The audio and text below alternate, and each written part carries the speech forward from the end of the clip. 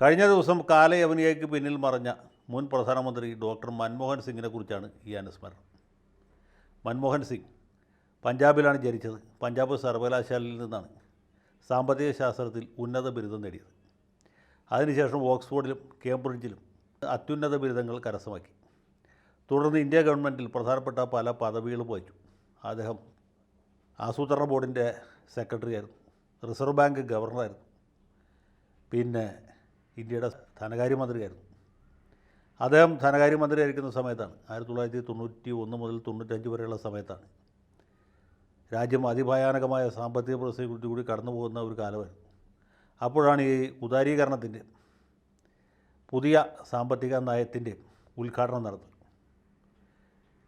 ഘാട്ട് കരാറടക്കമുള്ള സംഗതികളിലേക്കൊക്കെ ഇന്ത്യയെ നയിച്ചത് മൻമോഹൻ സിംഗാണ്. അതിന് പൂർണ്ണമായ രാഷ്ട്രീയ പിന്തുണ നൽകിയത് അന്നത്തെ പ്രധാനമന്ത്രി PV നരസിംഹറാവു ആയിരുന്നു. അങ്ങനെ ഇന്ത്യയുടെ പുതിയ സാമ്പത്തിക നയത്തിൻ്റെ ഒരു ഉദ്ഘാടകനായിട്ടാണ് മൻമോഹൻ സിംഗ് പൊതുവെ കണക്കാക്കപ്പെടുന്നത്. അദ്ദേഹം തുറന്നുവിട്ട ആ ഭൂതം പിന്നെ ഒരിക്കലും കുടത്തിലേക്ക് തിരികെ പ്രവേശിക്കാൻ കഴിഞ്ഞില്ല. ഇനി ഭൂതം വേണമെങ്കിൽ പോലും ആഗ്രഹമുണ്ടെങ്കിൽ പോലും സാധിക്കില്ല. മാർക്സിസ്റ്റ് പാർട്ടിയോ മാവോയിസ്റ്റുകളോ അധികാരത്തിൽ വന്നാൽ പോലും ഈ സാമ്പത്തിക നയം ഇന്നത്തെ നിലയ്ക്ക് മാറ്റാൻ പറ്റുകയില്ല. പിന്നീട് എത്ര സർക്കാരുകൾ വന്നു. നരസിംഹറാവുവിൻ്റെ സ്ഥാനത്ത് ദേവഗൗഡ, പിന്നീട് IK ഗുജറാൾ, അത് കഴിഞ്ഞ് വാജ്പേയി, അത് കഴിഞ്ഞ് മൻമോഹൻ സിംഗ് തന്നെ ഇന്ത്യയുടെ പ്രധാനമന്ത്രി. അപ്പോൾ അതൊന്നുകൂടി അരക്കിട്ട് ഉറപ്പിച്ചു. അങ്ങനെ അതിഭയങ്കരമായ ഒരു സാമ്പത്തിക നയം സമ്പന്നരെ കൂടുതൽ സമ്പന്നരും ദരിദ്രരെ കൂടുതൽ ദരിദ്രരുമാക്കുന്നതാണ് എന്ന ആരോപണം ഉണ്ടെങ്കിൽ പോലും ഇന്ത്യ അന്നത്തെ സാമ്പത്തിക പ്രതിസന്ധിയിൽ നിന്ന് കരകയറ്റാൻ പുതിയ വാതായനങ്ങൾ തുറക്കാനുമൊക്കെ സിംഗിന് സാധിച്ചു. പിന്നീട് അദ്ദേഹം ഇന്ത്യയുടെ പ്രധാനമന്ത്രിയായത് വേറൊരു കഥയാണ്. ദീർഘകാല രാജ്യസഭാംഗമായിരുന്നു. അദ്ദേഹത്തിന് ജനപിന്തുണ വളരെ കഷ്ടിയായിരുന്നു. പഞ്ചാബിൽ ജനിച്ച് ഡൽഹിയിലെ സ്ഥിരതാമസക്കാരനായിരുന്ന മൻമോഹൻ സിംഗ് ആസാമിൽ നിന്നുള്ള രാജ്യസഭാംഗമായിരുന്നു. അദ്ദേഹം ഒരു തവണ മാത്രമേ ലോക്സഭയിലേക്ക് മത്സരിച്ചു, തോറ്റുപോയും ചെയ്തു. പിന്നീട് അദ്ദേഹം ഈ പ്രധാനമന്ത്രിയായിരുന്ന 10 കൊല്ലവും അതിന് ശേഷവും പ്രതിപക്ഷ നേതാവായിരുന്നപ്പോഴൊക്കെ രാജ്യസഭാംഗമായിരുന്നു. രാജ്യസഭയിലാണ് അദ്ദേഹത്തിൻ്റെ പാർലമെൻറ്റ് ജീവിതം പൂർണ്ണമായിട്ടും കഴിഞ്ഞുപോയത്. അങ്ങനെ രാജ്യസഭാംഗമായിരിക്കുന്ന സമയത്ത് 2004 പുതുതായി രൂപീകരിച്ച UPAക്ക് പാർലമെൻറ്റിൽ ഭൂരിപക്ഷം കിട്ടുന്നു. സോണിയാഗാന്ധി ഇന്ത്യൻ പ്രധാനമന്ത്രിയാകുന്നതിനെ BJP ശക്തമായി എതിർക്കും. അപ്പോൾ ജനങ്ങളുടെ ഭാഗത്തൊരു വിപ്രതിപത്തി ഉണ്ടാകും എന്ന് ഭയന്ന് സോണിയാഗാന്ധി ആ ഉത്തരവാദിത്വം മൻമോഹൻ സിംഗിനെ ഏൽപ്പിക്കും. എന്തുകൊണ്ട് പ്രണബ് മുഖർജിയെ ഏൽപ്പിച്ചില്ല, അല്ലെങ്കിൽ പ്രഗത്ഭനായ വേറെ ആരെങ്കിലും ഏൽപ്പിച്ചില്ല എന്ന് ചോദിച്ചാൽ അവർക്കൊക്കെ ജനപിന്തുണ ഉണ്ടായിരുന്നു. മാത്രമല്ല ഇവരൊക്കെ കറ തീർന്ന രാഷ്ട്രീയക്കാരാണ്.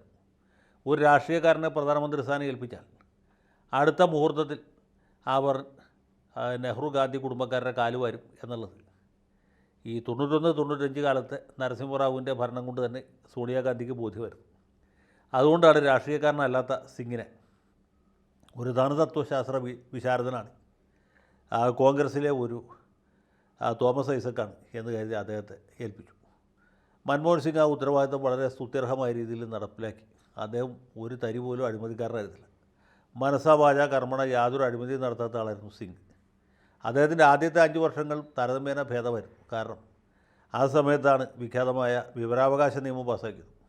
ഈ തൊഴിലുറപ്പ് പദ്ധതി പോലെയുള്ള ജനോപകാരപ്രദമായ അല്ലെങ്കിൽ ജനക്ഷേമകരമായ പദ്ധതികൾ നടപ്പാക്കിയത്. അതുപോലെ തന്നെ ഇടതുപക്ഷക്കാരനെയും BJPയുടെയും ഒരുപോലെയുള്ള എതിർപ്പിനെ അവഗണിച്ചുകൊണ്ട് അമേരിക്കയുമായിട്ട് ആണവ സഹകരണ കരാർ ഒപ്പിട്ടതും ആ സമയത്താണ്. അതേ തുടർന്ന് ഇടതുപക്ഷം ഈ UPA സർക്കാരിനുള്ള പിന്തുണ പിൻവലിച്ചു. അവിശ്വാസ പ്രമേയം വന്നു. അതിനെയും മൻമോഹൻ സിംഗ് അതിജീവിച്ചു. അടുത്ത തെരഞ്ഞെടുപ്പിൽ കൂടിയ ഭൂരിപക്ഷത്തോടെ അല്ലെങ്കിൽ മെച്ചപ്പെട്ട നിലയിൽ UPA തിരിച്ചു വന്നു. അപ്പോഴാണ് സത്യത്തിൽ ഇദ്ദേഹത്തിൻ്റെ കഷ്ടകാലം ആരംഭിച്ചത്. കാരണം വലിയ അഴിമതി, കാട് പിടിച്ച അഴിമതി, സർക്കാരിൻ്റെ പ്രതിച്ഛായ മോശമായി. ഷീല ദീക്ഷിതിൻ്റെ അഴിമതി, സുരേഷ് കൽമാടിയുടെ അഴിമതി, ആൻഡി മുത്തുരാജയുടെ അഴിമതി, കനിമൊഴിയുടെ അഴിമതി, ഇങ്ങനെ 2G സ്പെക്ട്രം, കൽക്കരിപ്പാടം, നിരവധി അനവധി ആരോപണങ്ങൾ മീതെ വന്ന് സർക്കാരിൻ്റെ മുഖച്ഛായയും പ്രതിച്ഛായയും ഒരുപോലെ മോശമാക്കി. മൻമോഹൻ സിംഗും AK ആന്റണി ഒഴിച്ച് ബാക്കി മിക്കവാറും എല്ലാ മന്ത്രിമാരും വലിയ അഴിമതിക്കാരായിരുന്നു. മാത്രമല്ല ഈ സർക്കാരിനെ നയിച്ചിരുന്ന പ്രമുഖ വ്യക്തികളെല്ലാം തന്നെ ബുദ്ധിജീവികളായിരുന്നു. രാഷ്ട്രീയക്കാർ തീരെ കുറവായിരുന്നു. മൻമോഹൻ സിംഗ് ബുദ്ധിജീവി, കപിൽ സിബൽ ബുദ്ധിജീവി, ജയറാം രമേശ് ബുദ്ധിജീവി, ചിദംബരം മറ്റൊരു ബുദ്ധിജീവി. ഇവരാരും ജനങ്ങളുമായിട്ട് ഒരു ബന്ധമില്ലാത്ത ആളുകൾ, ജനപിന്തുണയുള്ളവരും ആയിരുന്നില്ല. അപ്പോൾ എല്ലാം കൂടി വന്നപ്പോൾ ഈ ബുദ്ധിജീവികൾ അധികമായി കഴിഞ്ഞ് ഏത് സർക്കാരും തല്ലിപ്പൊളിയും. അതാണ് മൻമോഹൻ സിംഗിന് പറ്റിയ ഏറ്റവും വലിയ അബദ്ധം. പിന്നെ ഈ ഘടകകക്ഷികളുടെ ഭാഗത്തുള്ള അതിഭയങ്കരമായ അഴിമതി, ലാലുവിൻ്റെ പാർട്ടി, DMK, NCP എല്ലാം ഒന്നിനൊന്ന് മികച്ച അഴിമതിക്കാരാണ്. കോൺഗ്രസ്സുകാർ മോശക്കാരെന്ന് വരുന്നില്ല. ജയന്തി നടരാജനെ പോലെയൊക്കെയുള്ള പ്രതിഭകൾ അതിനകത്ത് വേറെ ഉണ്ട്. ഏതായാലും സർക്കാരിൻ്റെ പ്രതിച്ഛായ വളരെ മോശമായി. അതിൻ്റെ പുറത്താണ് അണ്ണാ ഹസാരയുടെ ഗംഭീരമായ നിരാഹാര സമരങ്ങൾ നടക്കുന്നത്. ഈ അണ്ണാ ഹസാരയുടെ സമരത്തിൻ്റെ ഗുണം കിട്ടിയത് BJPക്കാണ്. ഒരു ചെറിയ പരിധിവരെ അരവിന്ദ് കെജ്രിവാൾ, അങ്ങനെ കെജ്രിവാൾ ഡൽഹിയിൽ അധികാരം പിടിച്ചെടുക്കുന്ന അവസ്ഥയുണ്ടായി. രാജ്യത്തെമ്പാടും BJPക്ക്, പ്രത്യേകിച്ച് നരേന്ദ്രമോദിക്ക് വലിയ സ്വീകാര്യത വർദ്ധിച്ചു. ഈ കാലാവധി തീർന്ന രാഷ്ട്രപതിയുടെ സ്ഥാനത്ത് സിംഗിനെ പ്രസിഡൻ്റാക്കി സ്ഥാനത്ത് പ്രണബ് മുഖർജിയെ പ്രധാനമന്ത്രിയാക്കിയിരുന്നെങ്കിൽ എന്തെങ്കിലും സാധ്യത കോൺഗ്രസിനുണ്ടായിരുന്നു. പക്ഷേ ആ രീതിയിലുള്ള ബുദ്ധി പോയില്ല. അതുകൊണ്ട് പ്രണബ് മുഖർജി രാഷ്ട്രപതിയായി, മൻമോഹൻ സിംഗ് പ്രധാനമന്ത്രിയായി തുടർന്നു. അതിനും ശേഷമാണ് അദ്ദേഹത്തിൻ്റെ ജീവിതത്തിലെ ഏറ്റവും വലിയ ഇൻസൾട്ട് ഉണ്ടായത്. കോടതി ശിക്ഷിക്കുന്ന പാർലമെൻറ്റ് അംഗങ്ങളുടെ അംഗത്വം തൽക്ഷണം നഷ്ടപ്പെടും എന്ന രീതിയിൽ ഒരു വിധി സുപ്രീം കോടതി വന്നപ്പോൾ അതിനെ മറികടക്കാനായിട്ട് ഒരു നിയമ ഭേദഗതി കൊണ്ടുവന്നു. ആ ഭേദഗതി വിശദീകരിക്കാൻ വേണ്ടി വിളിച്ചുകൂട്ടിയ പത്രസമ്മേളനത്തിൽ വെച്ച് രാഹുൽ ഗാന്ധി കീറിക്കളഞ്ഞു. അത് കീറിക്കളഞ്ഞതാണ് സത്യത്തിൽ മൻമോഹൻ സിംഗിനുണ്ടായ ഏറ്റവും വലിയ അപമാനം. അദ്ദേഹത്തിന് പിന്നെ അപ്പോൾ തന്നെ രാജിവെച്ച് പോകുമായിരുന്നു, അത് ചെയ്തില്ല. ഏതായാലും കാലാവധി തീർത്ത് അദ്ദേഹം ഉദ്യോഗ കാലാവധി തീർത്ത് പിരിഞ്ഞു പോവുകയുണ്ടായി. പിന്നീട് അദ്ദേഹം രാജ്യസഭയിൽ കുറച്ചു കാലം കൂടി തുടർന്നു. എങ്കിലും അതിനുശേഷം തികച്ചും അപ്രസക്തനായി. സർക്കാർ അദ്ദേഹത്തിനൊരു വീട് വിട്ടുകൊടുത്തു. മുൻ പ്രധാനമന്ത്രിമാർക്ക് താമസിക്കാനായിട്ട് സർക്കാർ ഔദ്യോഗിക വസതി അനുവദിക്കും. അങ്ങനെ അദ്ദേഹത്തിന് ധാരാളം മരങ്ങളുള്ള, ഈ മരത്തിൽ കുരങ്ങന്മാരുടെ ശല്യമുള്ള ഒരു വസതിയാണ് വിട്ടുകൊടുത്തത് എന്ന് പത്രത്തിൽ വായിച്ചു.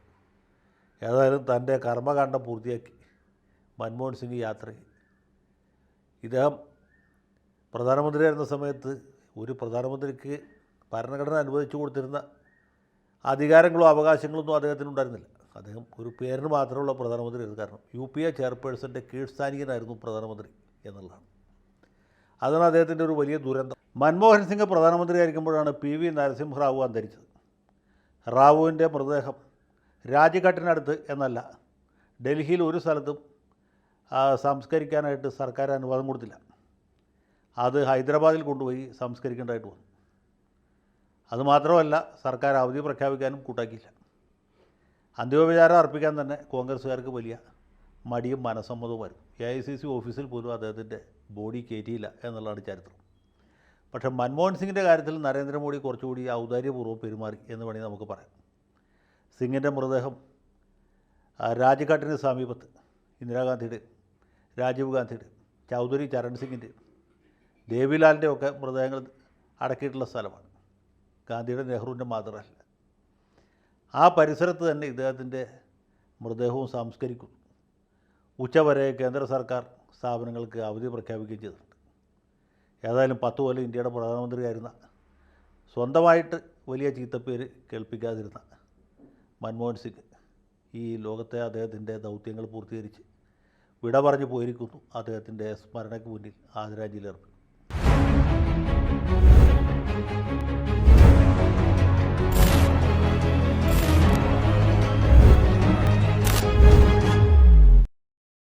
കൂടുതൽ വാർത്തകളും വിശേഷങ്ങളും നിങ്ങളിലേക്ക് എത്താൻ ABC മലയാളം സബ്സ്ക്രൈബ് ചെയ്യുക, ബെൽ ബട്ടണും അമർത്തുക.